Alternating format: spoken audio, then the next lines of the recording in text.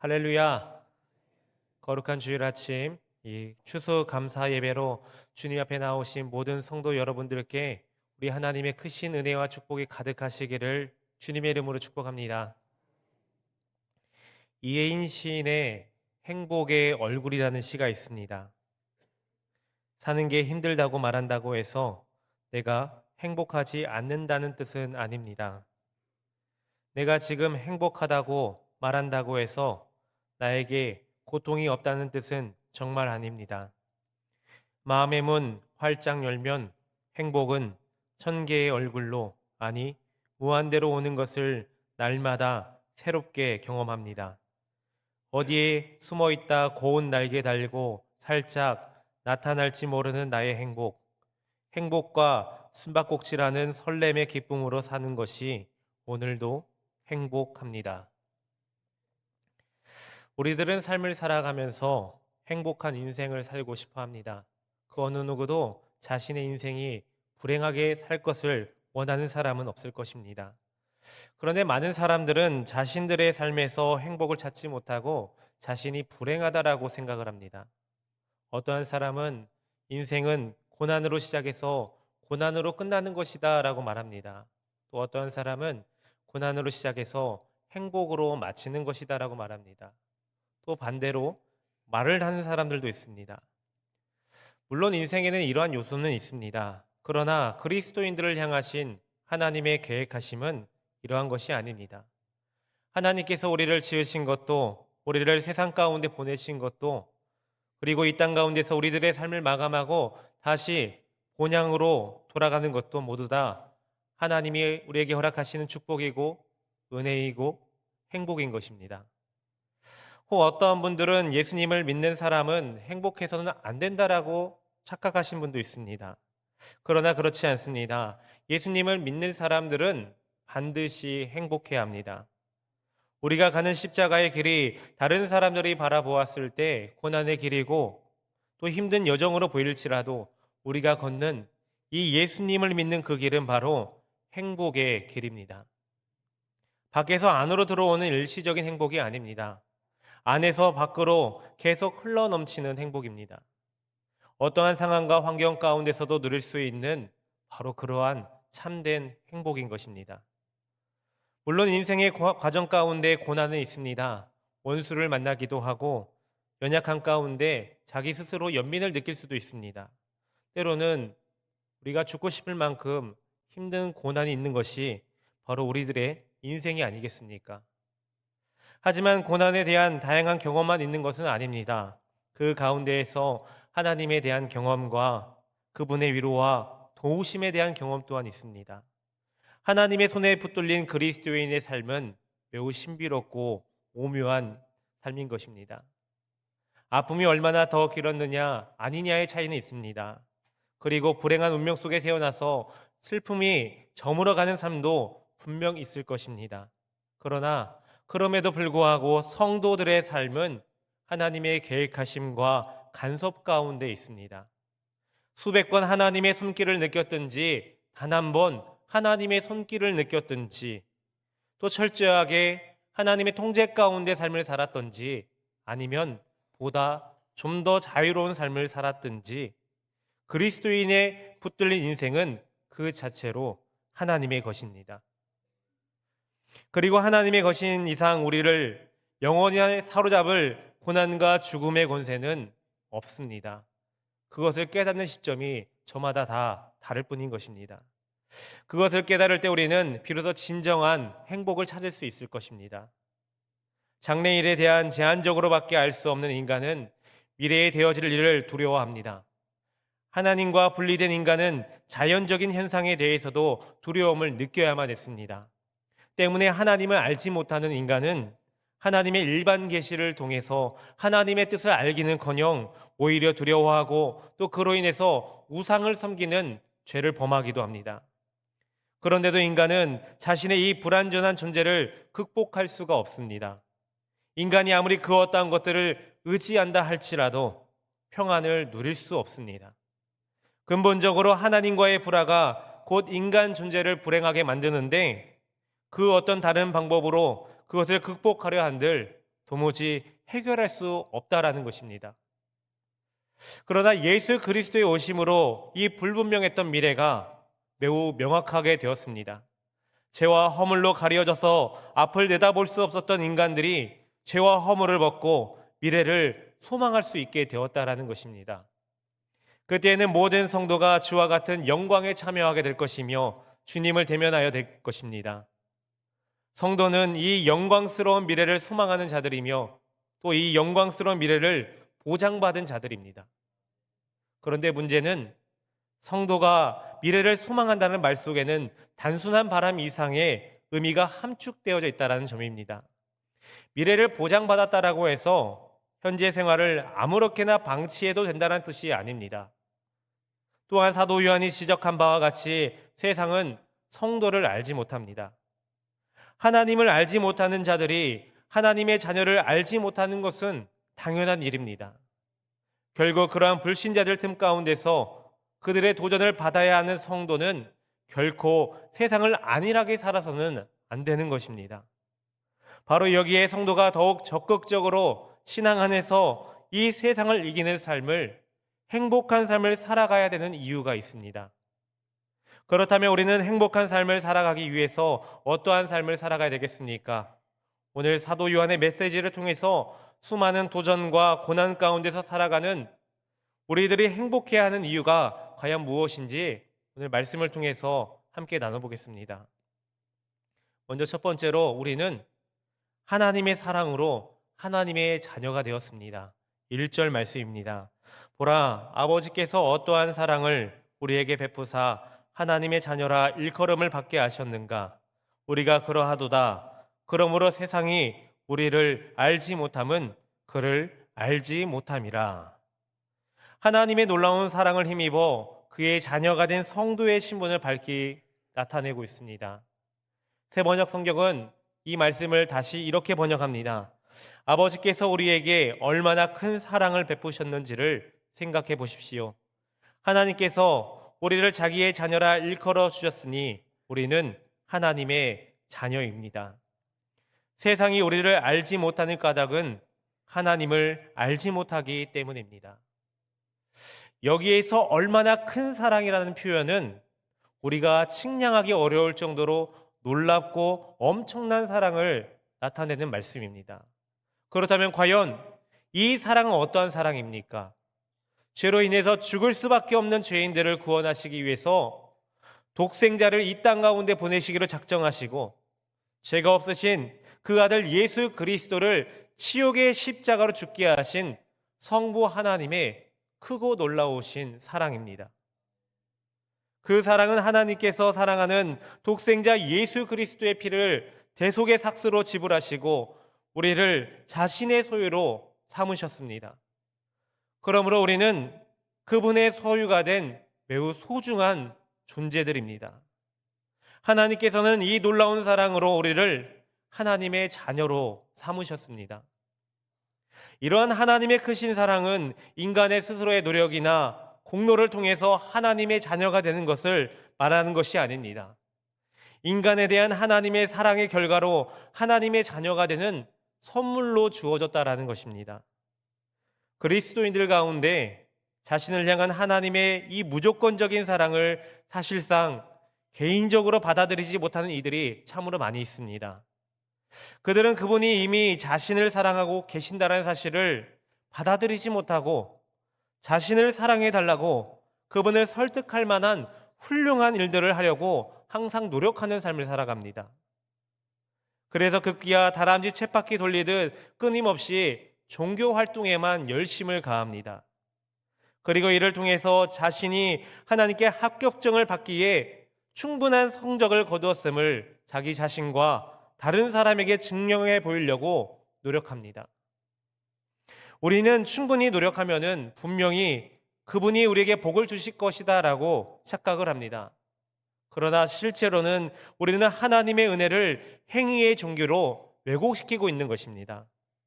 따라서 즐거움이 되어야 될 그 일들이 의무가 되어버리고 더 나아가서 고역으로 전락해버리고 마는 것입니다.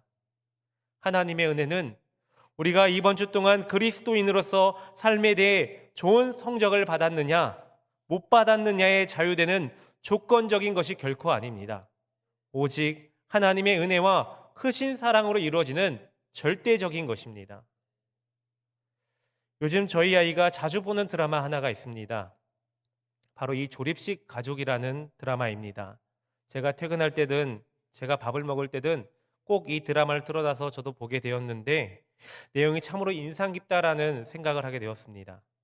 이 드라마의 내용은 이 세 명의 아이들이 나오는데 이 서로 다른 가정의 아이들이지만 어찌어찌해서 한 가족이 되었다라는 내용으로 조립식 가족입니다. 회차 중에 엄마가 버리고 간 아이 중에 강혜준이라는 아이가 있습니다. 이 아이를 키우는 아빠는 자신의 자녀처럼 지극정성으로 이 아이를 양육합니다. 그런데 이 강혜준이라는 아이는 항상 이 마음 가운데 빚이 있습니다. 내가 진짜 아들이 아니니까. 그럼에도 불구하고 아빠가 나를 이렇게 열심히 키워주고 계시니까 내가 더 아빠한테 잘해야지. 내가 커서 꼭 갚아야지. 그래서 항상 그 아빠로부터 버림받지 않기 위해서 열심으로 노력을 합니다. 그런데 그 아빠는 그러한 노력을 하는 혜준이가 가엾기만 합니다. 그렇게 노력을 하지 않아도 자신의 진짜 아들이 아닐지라도 이제 자기와 함께하는 가족이기 때문에 그러한 모습을 보이는 혜준이가 너무나도 가엾고 자신의 마음이 아프다라는 것입니다. 성도 여러분, 우리가 무엇을 하느냐보다 우리가 어떠한 존재이냐라는 점이 훨씬 더 중요합니다. 하나님의 사랑받는 자녀는 우리의 신분이 어떠한 행위가 아니라 하나님의 선택적인 은혜에 의해서 주어졌다는 사실을 깨달을 때 우리는 비로소 참된 평안을 얻을 수 있습니다. 하나님께서는 그 사랑 안에서 우리를 자신의 자녀로 삼기 위해 모든 일을 인도하여 주고 계십니다. 그 사랑이야말로 사랑받을 자격 없는 사람들에게 아낌없이 아무런 대가 없이 주시는 그러한 사랑입니다. 그러므로 일방적인 하나님의 크신 사랑과 풍성한 은혜로 인해 자녀가 되었음을 항상 기억해 주시기를 바랍니다. 그리고 그 크신 하나님의 사랑에 감격하고 감사하는 삶을 살아가시기를 바랍니다. 오직 여호와 하나님 한 분만으로 인하여 즐거워하고 그 하나님을 기뻐함으로 하나님의 사랑으로 자녀된 축복된 삶을 살아가는 그러한 저와 여러분들 되시기를 주님의 이름으로 축복합니다. 두 번째로는 주님이 다시 오시는 그날 그분과 같이 우리는 영화롭게 변화될 것입니다. 2절 말씀입니다. 사랑하는 자들아, 우리가 지금은 하나님의 자녀라. 장래에 어떻게 될지는 아직 나타나지 아니하였으나 그가 나타나시면 우리가 그와 같을 줄을 아는 것은 그의 참모습 그대로 볼 것이기 때문이니. 성도는 미래에 예수 그리스도와 같이 영화로운 모습으로 변모하게 될 것입니다. 그러나 이 요한은 이 장래의 그 모습이 아직 나타나지 않고 있다라고 말하고 있습니다. 하나님의 자녀의 종말론적인 모습이 어떠할 것인지는 아직 밝히 드러나지 않았음을 나타내고 있습니다. 그러나 우리가 지금 분명히 알 수 있는 것은 그리스도께서 이 세상에 오시는 그 재림의 때의 성도는 바로 그때 그분과 같이 영화롭게 변화가 될 것이고 또 주님의 얼굴을 맞대고 볼 수 있게 될 것이라는 사실입니다. 성도가 완전히 영화로운 상태가 되는 시점은 이 그리스도의 재림 이후 성도들이 완성된 하나님의 나라의 일원이 되어서 그리스도와 함께 거하며 그리스도를 온전히 보게 되는 바로 그때라는 것입니다. 우리는 천국의 모습에 관한 세부 사항을 알지 못합니다. 또한 그것을 알려고 애쓸 필요도 없습니다. 또한 우리는 부활체가 어떻게 부활하게 될지 혹은 그 모습이 어떠한 모습인지 알 수 없습니다. 그 모든 것은 그리스도께서 모습을 드러내실 때 그가 나타내심이 되면 완전히 드러나게 될 것입니다. 우리가 알고 있는 것이 있다라면은 그것은 주님께서 반드시 오신다라는 것과 우리가 그분의 모습을 진정 있는 그대로 보게 될 것이다라는 사실입니다. 그리고 바로 그 순간 우리를 자녀 삼아 주신 그 은혜로 인해서 우리가 그분과 같이 될 것이다라는 사실입니다. 처음 그리스도를 신뢰했던 때부터 시작된 그 과정이 바로 그 순간에 완성될 것입니다. 그리고 하나님의 자녀들 속에 있는 하나님의 형상이 온전하게 회복될 것입니다. 그러므로 우리 성도들은 이 미래적인 소망에 대한 믿음을 가지고 인내함으로 오늘날을 살아가야 됩니다.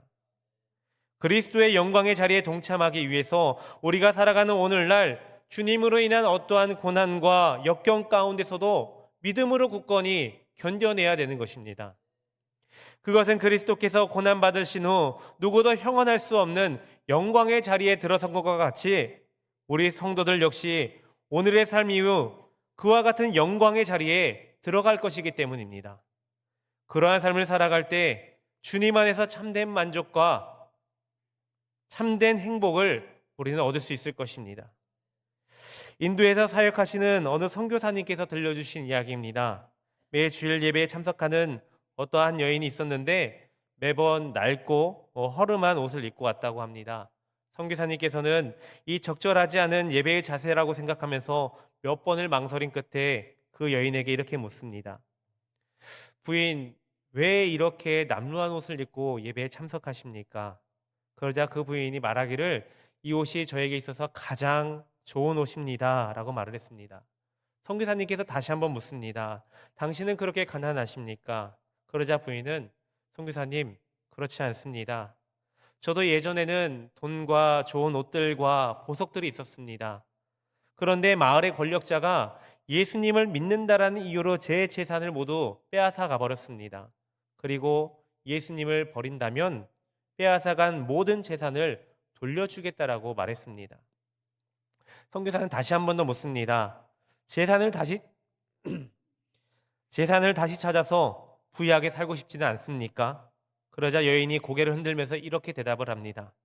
비록 가난하게 살아도 불신자로 사는 것보다 주님 안에서 사는 것이 훨씬 좋습니다. 비록 이 세상에서 힘들고 고달프지만 주님 오시는 그날 주님의 영광스러운 천국 잔치에 참여하는 삶을 살고 싶습니다 라고 고백했다고 합니다. 성도 여러분, 우리가 기억해야 될 것은 이 세상이 끝나는 시점이 반드시 있다라는 것입니다. 하나님의 역사는 절정을 향해 계속해서 진행되고 있습니다. 그 절정은 예수님이 다시 이 세상에 오시는 때입니다. 이 미래의 사실은 커다란 소망일 뿐만이 아니라 우리에게 엄청난 자극제가 되어집니다. 영국의 황태자는 왕위를 계승할 사람으로서 언젠가는 자신이 왕이 될 것이라는 사실을 염두에 두고 살아갑니다. 아직 정식으로 왕위를 계승한 것은 아니지만 그의 삶 전체는 그것에 근거해서 형성되어지고 지금도 그렇게 살아가고 있습니다. 그날이 올 때까지 우리는 하나님의 입양된 자녀라는 은혜로운 신분과 특권을 누리면서 오늘도 우리는 그렇게 살아가고 있습니다. 그리고 그날이 되면 두려워할 것도 없고 숨을 일도 없다는 것을 우리는 너무나도 잘 알고 있습니다. 언젠간 우리는 예수님처럼 될 것입니다. 그분의 모습으로 변화될 날이 올 것입니다. 이러한 사실을 확신하는 믿음으로 미래의 자신의 영광된 모습을 소망하며 현재의 삶 가운데서 구원받은 성도에 맞게 합당한 삶을 살아가는 그러한 저와 여러분들 되시기를 주님의 이름으로 축복합니다. 마지막 세 번째로 하나님의 자녀는 예수 그리스도를 닮는 삶을 살아가야 합니다. 3절 말씀입니다. 주를 향하여 이 소망을 가진 자마다 그의 깨끗하심과 같이 자기를 깨끗하게 하느니라. 이제 사도 요한은 이 성도의 현재의 삶에 초점을 맞춥니다. 여기에서 소망이라는 것은 현재보다 나은 미래에 대한 소망을 나타냅니다. 이 단어는 특히 성도들의 현재의 삶 가운데서 경험되는 고통과 어려움 가운데서 약속된 미래의 영광을 바라보며 기다리고 인내하는 문맥에서 많이 사용되어져 왔습니다. 여기에서 나오는 이 소망은 그리스도의 재림시 그를 대면할 때 그를 따라 거룩하고 영화롭게 변모될 것을 기대하는 그러한 소망을 가리킵니다. 그러한 소망을 가진 자는 누구든지 주님의 깨끗하심과 같이 자기를 깨끗하게 해야 합니다. 종말의 영광스러운 모습으로 주님을 대면할 것을 기대하는 성도는 자신들을 마치 구약의 구별된 자들이 정결하게 행했던 것처럼 거룩함으로 자신을 성결케 해야 된다는 뜻입니다. 요한은 여기에서 하나님의 자녀가 가져야 될 중요한 삶의 자세가 바로 이 죄로부터 떠나 자신을 성결하게 하는 삶임을 강조하고 있습니다. 하나님의 자녀는 죄를 떠나서 자신을 깨끗하게 해야 합니다. 이것이 바로 종말론적 신앙을 소유한 하나님의 자녀다운 삶을 말하는 것입니다. 우리는 우리 자신을 깨끗하게 해야 할 책임을 갖고 있습니다. 이것이 바로 우리가 지금까지 계속해서 살펴보았던 하나님의 풍성한 사랑과 값없는 은혜라는 동전의 또 다른 면인 것입니다. 하늘의 영광에 대한 소망을 주장하면서 불순종하거나 진리를 행하지 않음으로써 우리의 자신의 삶 가운데 자리 잡게 된 이 죄에 대해 무관심한 모습을 보이게 된다면 사실상 그것은 어두운 가운데 행하는 것과 다름이 없습니다. 그렇다면 그 책임을 우리는 어떻게 완성할 수 있겠습니까? 요한은 우리에게 예수님을 가리키고 있습니다. 그분은 성부 하나님의 뜻을 행하는데 항상 전념을 다했습니다. 비록 그것이 빈번히 그리고 결국에는 고난의 길이 될 것이라는 사실을 잘 알고 계셨으면서도 주님은 순종의 모습을 보여주셨습니다. 하나님의 법이 예수님의 마음속에 새겨져 있었으며 예수님은 그 법에 항상 충성하셨고 충실하셨습니다. 그 법 때문에 주님은 아버지에 대한 사랑과 세상을 향한 사랑을 위해 자신의 생명도 아낌없이 바치셨던 것입니다. 그분이 종의 형체를 취하시고 십자가에 죽기까지 자기를 낮추신 이유가 바로 여기에 있습니다. 영광스러운 모습으로 주님을 대면할 것을 기대하는 성도들은 이 세상을 살아가는 동안에 주님이 우리에게 보여주셨던 하나님의 뜻을 위한 사랑과 섬김의 모습으로 주님처럼 깨끗한 삶을 살아가야 되는 것입니다.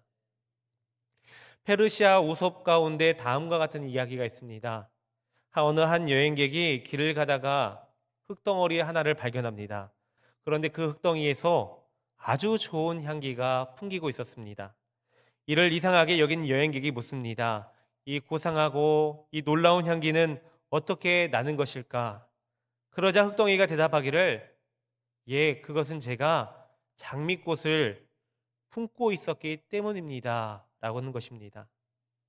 성도 여러분, 무엇과 누구와 함께 있느냐에 따라서 우리의 모습과 삶은 달라지게 되어 있습니다. 우리가 스승을 닮고 위인을 닮고 친구를 닮는 것도 중요합니다. 그러나 우리가 꼭 닮아야 될 영원한 얼굴과 마음이 있습니다. 바로 예수 그리스도입니다. 우리가 예수님을 닮는다라는 것은 예수님의 얼굴을 닮는다는 것을 의미하는 것이 아닙니다. 우리가 닮아야 하는 것은 얼굴이 아니라 예수님의 마음입니다. 하늘 영광을 소망하는 하나님의 자녀들은 예수님을 흉내내는 사람들이 아니라 예수님을 닮은 사람들이 되어야 합니다. 예수님과 동행함으로 주님과 함께 있어 우리의 삶이 예수님을 닮은 그러한 자들이 되어야 합니다. 우리가 그러할 때 우리들은 주님 다시 오시는 그날에 기쁨으로 주님을 맞이할 수 있을 것입니다. 그리고 그 주님과 함께 영광스러운 천국 잔치에 참여하여 우리를 자녀 삼아주신 그 하나님께 기쁨으로 감사함으로 영광 올려드릴 수 있을 것입니다. 그러므로 오늘날을 살아가는 우리들은 예수님을 믿음으로 하나님의 자녀가 된 것을 만족하고 끝나는 것이 아니라 더욱 주님을 닮기를 애를 쓰고 노력하여서 주님처럼 사랑과 섬김으로 우리의 모습을 정결케 하여서 어두운 이 세상 가운데 빛의 자녀로 쓰임받는 그러한 저와 여러분들 되시기를 주님의 이름으로 축복합니다. 예전에 제가 어느 구역을 신방한 뒤에 차 안에서 권사님들과 이런저런 이야기를 할 때였습니다. 요즘 물가가 너무 많이 오르다 보니까 우리가 흔히 먹었던 상추와 깻잎이 그 가격이 너무 많이 올랐다라는 것입니다. 우리가 쉽고 흔하게 접할 수 있었던 것들이 이제는 쉽지 않게 되었다라는 것입니다. 너무 놀라기도 하고 참 씁쓸하기도 했습니다. 우리나라 경제가 참 힘들고 어려운데 게다가 올해 그 여름에는 왜 그렇게 더웠던지 또 비는 어찌나 그렇게 많이 내렸던지 올해 참으로 힘들고 외로운 분들이 많이 있겠구나 라는 생각을 하게 되었습니다. 그때 제 마음 가운데 하나님의 말씀이 떠오른 게 하나 있었습니다. 그것은 우리가 너무나도 잘 알고 있는 하박국 3장 17절 18절 말씀입니다. 비록 무화과 나무가 무성하지 못하며 포도나무에 열매가 없으며 감람나무에 소출이 없으며 밭에 먹을 것이 없으며 우리의 양이 없으며 외양간에 소가 없을지라도 나는 여호와로 말미암아 즐거워하며 나의 구원의 하나님으로 말미암아 기뻐하리로다. 사랑하는 성도 여러분, 추수감사주의를 보내고 있는 저희가 하나님 앞에 전심으로 감사함으로 나아가야 되는데 실제로 우리의 예배가 그렇게 하나님 앞에 감사가 되어지고 계십니까? 혹시 그렇지 않다라면 왜 우리는 하나님 앞에 전심으로 감사함으로 나아가지 못하고 있는 것입니까? 바로 우리가 주님 안에서 행복하지 못하기 때문이 아니겠습니까? 우리는 하나님의 자녀로 살아간다는 것이 말처럼 쉬운 일이 아닙니다. 세상 것을 바라보지 않고 오직 하늘 소망을 꿈꾸면서 하나님의 말씀대로 사는 것이란 쉬운 일이 아닙니다. 그러나 진정한 행복은 세상적인 관념에 휩쓸려 세상적 가치에 살아가는 것 삶이 아니라 하나님의 자녀로서 오직 하나님으로 인해서 기뻐하는 삶, 그러한 삶을 살아가는 것이 하나님이 우리에게 허락하신 진정한 행복한 삶인 것입니다. 우리가 이렇게 진짜로 행복한 삶을 살아갈 때 우리 안에 진정한 기쁨과 감사가 흘러넘치게 될 것입니다. 우리는 하나님의 사랑으로 하나님의 자녀된 자들입니다. 세상은 알 수 없지만 하나님이 주신 축복, 바로 여호와로 인해 기뻐하는 삶을 살아가는 행복한 하나님의 자녀들입니다. 화려하지 않아도 정결하게 사는 삶, 가진 것이 적어도 감사하며 사는 삶, 내가 가진 작은 것으로도 나눌 줄 아는 삶, 눈물 날 일 많아도 기도할 수 있는 것, 아무리 억울한 일이 많아도 오직 주님을 위해 참아내는 것, 한번 살다 가는 인생 오직 주님 뜻대로 사는 것, 바로 세상은 알 수 없는 하나님의 자녀로 사는 행복한 삶입니다. 이러한 하나님의 자녀로 우리에게 사랑을 베푸시는 그 하나님을 바라보시면서 오직 하늘 소망을 꿈꾸는 주님이 주시는 참된 행복한 삶을 통하여 하나님께 감사함으로 기쁨으로 나아가는 그러한 저와 여러분들 되시기를 주님의 이름으로 축복합니다. 기도하겠습니다. 거룩하신 하나님 감사합니다. 오늘 추수감사주의를 맞이한 저희들에게 말씀하여 주시어 살아갈 힘과 능력 주시니 감사합니다. 오직 주님이 주시는 은혜로 힘들고 고단한 인생 가운데 감사로 기쁨으로 승리하는 삶을 살아가는 저희들이 되게 하여 주옵소서. 사랑해 주님 감사합니다. 죄인으로 죽을 수밖에 없는 우리들을 끝까지 포기하지 않으시고 사랑하여 주시어서 독생자 예수 그리스도까지 내어주심으로 그분의 십자가 보혈로 우리가 죄사함을 받는 것만으로도 감당 못할 은혜인데 하나님의 자녀 삼아주시고 또 자녀로서 축복된 삶을 살아가게 하여 주시니 더욱더 감사합니다. 세상이 많이 어지럽고 힘들고 괴로운 일들이 많지만 하나님을 믿고 따르는 우리 그리스도인들은 하나님의 자녀로서 이 세상의 힘듦과 고난에 휘둘리지 말고 잠잠히 주님만 바라보며 주님이 주시는 은혜에 감사하며 우리들의 삶의 자리에서 오직 주님으로 인하여 감사와 기쁨으로 하늘 소망을 품고 살아가는 저희들이 되게 하여 주옵소서. 오직 하늘 소망을 품고 하늘 영광을 바라보며 늘 주님 앞에 감사함으로 하나님의 자녀로 행복한 삶을 살아가는 저희들과 늘 동행하실 줄 믿사오며 거룩하신 우리 주 예수 그리스도의 이름으로 기도하옵나이다. 아멘.